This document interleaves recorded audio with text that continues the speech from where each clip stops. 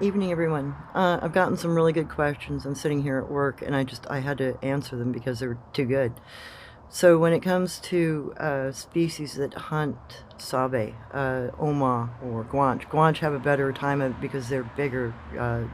Patty was a Gwantch. You saw how big she was in the shoulders. The Oma are narrower in the shoulders. They're not much bigger than a human in the shoulders, uh, of that size.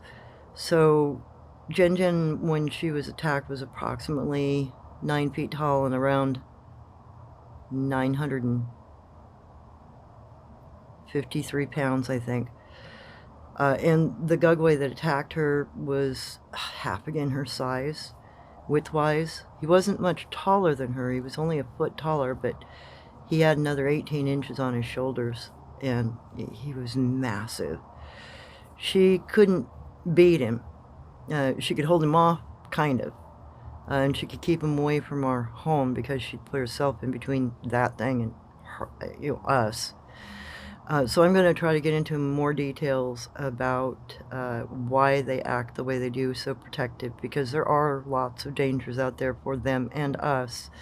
And that's something that needs to be kept in mind, because you may not know what you're trying to track, and you may not understand how dangerous the thing is to you.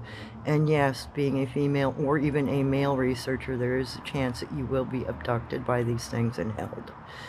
Keep that in mind, and there are some ways of getting away from them, but you've got to be really, really keen, and you have to understand their patterns. So I'm going to get into a little bit of that too. My experiences with the sun-faced people and what I had to do to get away from them, because I had 4 of those things after me, and they were a little bit taller than me, and oh my god, they were so cunning. So I will add information about that over the next week. Things are changing in my life, so I'm going to have to go down to 1 show a week here for a little bit, but I think I can delay that for another 10 days or so.